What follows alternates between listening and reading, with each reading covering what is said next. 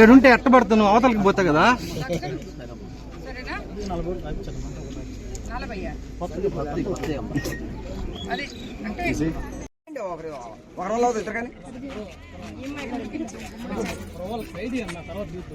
అది కూడా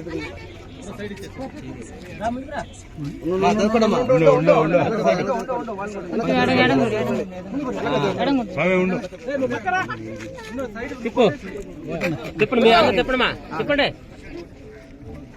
జిందాబాద్ తెలుగుదేశం పార్టీ, జిందాబాద్ తెలుగుదేశం పార్టీ, వర్ధిల్లాలి వేమిరెడ్డి ప్రశాంత్ రెడ్డి గారి నాయకత్వం, వర్ధిల్లాలి వేమిరెడ్డి ప్రశాంత్ రెడ్డి గారి నాయకత్వం, వర్ధిల్లాలి వేమిరెడ్డి ప్రభాకర్ రెడ్డి గారి నాయకత్వం, జిందాబాద్ తెలుగుదేశం పార్టీ, వర్ధిల్లాలి నారా చంద్రబాబు నాయుడు గారి నాయకత్వం.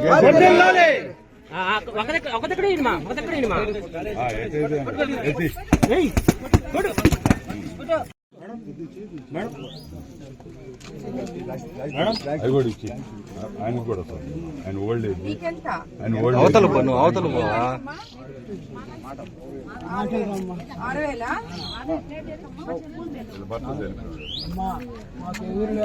మేడం చూడండి. నువ్వు పెట్టిన ఆహారం, చంద్రబాబు పెట్టిన ఆహారం మేము ఈ పనికి పోలేను, నాకు చూపు కనపడదు, ఆ ఆహారం తిని తెచ్చుకొని తింటున్నాం. ముగ్గురికి వస్తుందా? 4,000, ఈ పాపకి 6,000, ఆమెకి 4,000 వస్తుందమ్మా. అది తెచ్చుకొని బర్ఫా తెచ్చుకొని తిని నాయుడు చంద్రబాబు నాయుడు నువ్వు మహాతల్లి మాకు ఇచ్చి ఇటు గుండా మేము బతుకుతున్నామ్మా. బాగుందమ్మా, బ్రహ్మాండంగా ఉందమ్మా. కాలమ్మా నిల్వ లేకుండా మోస్తున్నామ్మా. వేస్తున్నారమ్మా.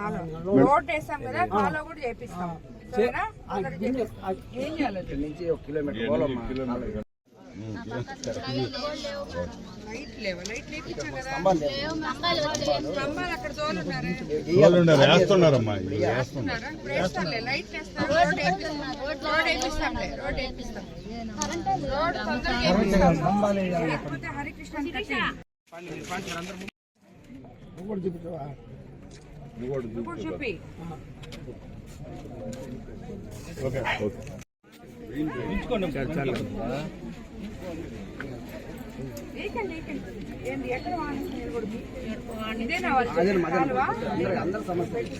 ఈ కాలువ తీసుకుని ఆ రోడ్లో కలపాలి.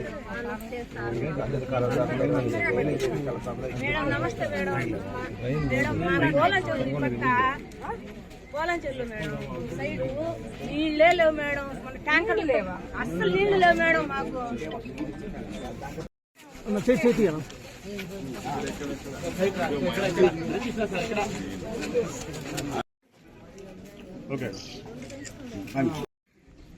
ఈ కొడుకేం పని చేస్తాడమ్మా?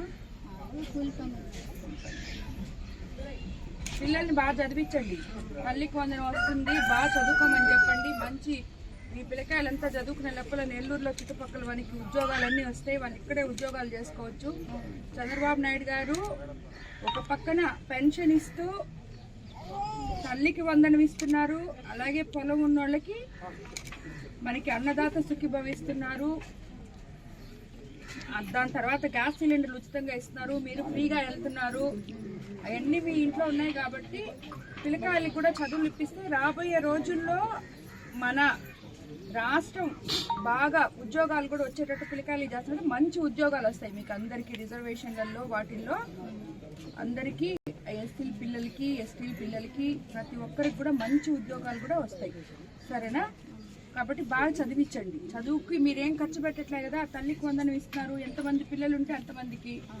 సో మీరు ఇంక చేయాల్సిందేంది, కొంచెం సేపు టీవీలు చూడకుండా పిల్లకాయలు కూర్చోబెట్టి చదివించాలి. సరేనా? మీరు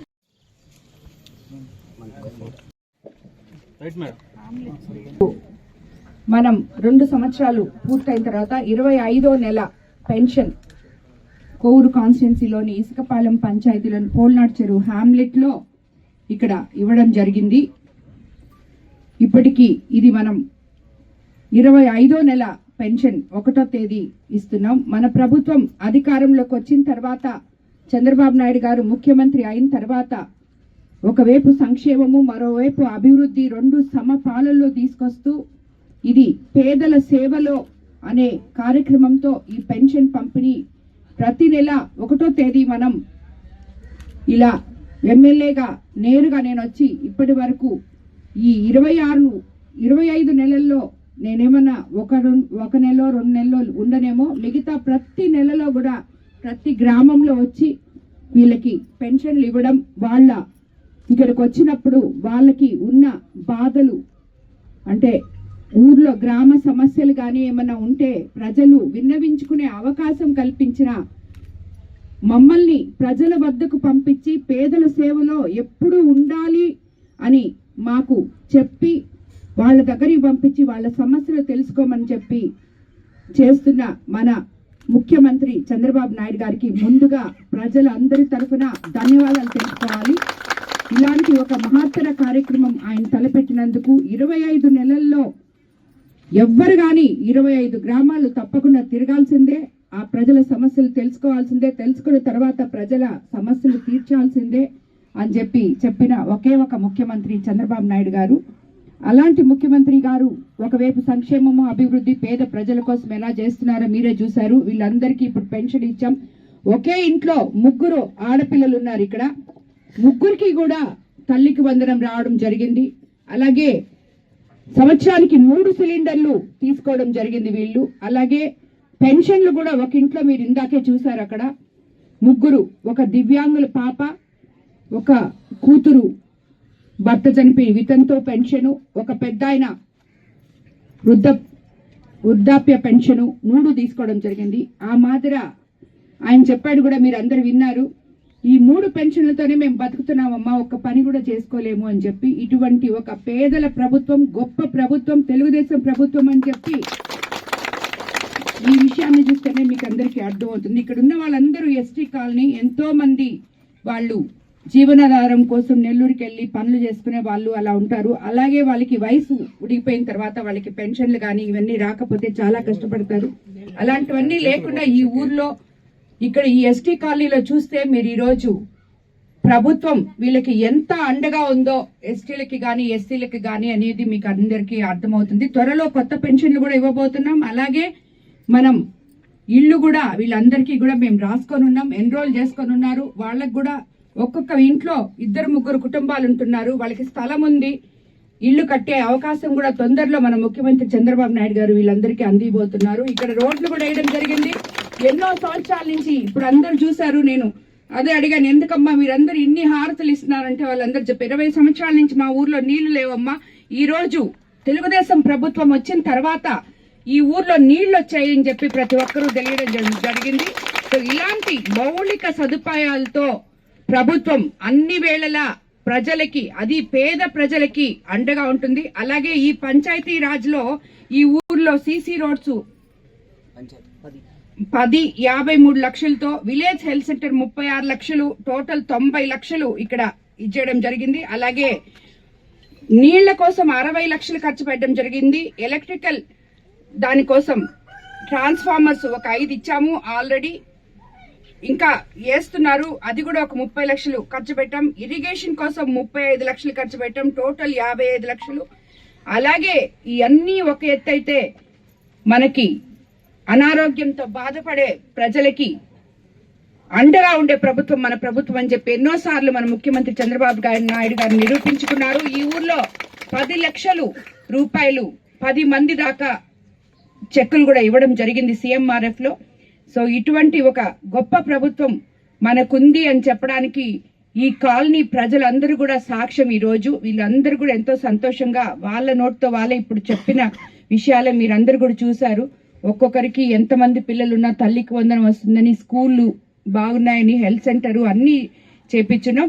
కాబట్టి రాబోయే రోజుల్లో వీళ్ళకి కావాల్సిన ఇళ్లు, చవిటి కాలువలు, మిగిలిన రోడ్లు కూడా తప్పకుండా చేపిస్తామని చెప్పి మీకు అందరికీ తెలియజేసుకుంటూ ధన్యవాదాలు తెలుపుకుంటున్నాను. ఇక్కడ కొత్త ఓట్లు ఎంటర్ చేసుకుంటున్నారమ్మా.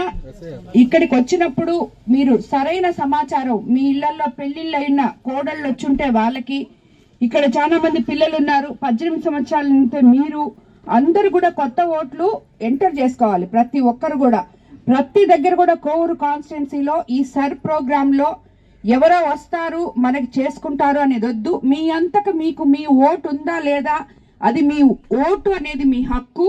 మీ ఓటు ఎన్రోల్ చేసుకోండి. అది ఉంటేనే మీకు రాబోయే రోజుల్లో సంక్షేమ పథకాలు ఏదైతే పెన్షన్ కానీ, ఏదైతే తల్లికి వందనం కానీ, ఏదైతే అన్నదాత సుఖీభవ కానీ, కొత్త పెన్షన్ కానీ, ఇల్లు కానీ, ఉచితంగా బస్సులో ప్రయాణం చేయాలన్నా కానీ ఏదైనా కూడా మీకు ఓటు అనేది చాలా ముఖ్యం. కాబట్టి కొత్తగా వచ్చిన కోడళ్ళు ఓట్లుంటే ఎంటర్ చేసుకోండి. ఊరు నుంచి వెళ్ళిపోయిన పిల్లలు ఓట్లు అట్లా అంటే మీ పిల్లలు వేరే దగ్గరికి వెళ్ళుంటే అవి తీసేయడము. మీ దగ్గరికి మన బిఎల్ఏ వస్తారు. వాళ్ళు వచ్చినప్పుడు మీరందరూ కూడా కొంచెం ఓపిక పట్టుకొని స్థానిక లీడర్స్ అందరూ కూడా దాంట్లో భాగం పంచుకోవాలని చెప్పి మీకు అందరికి తెలియజేసుకుంటున్నాను.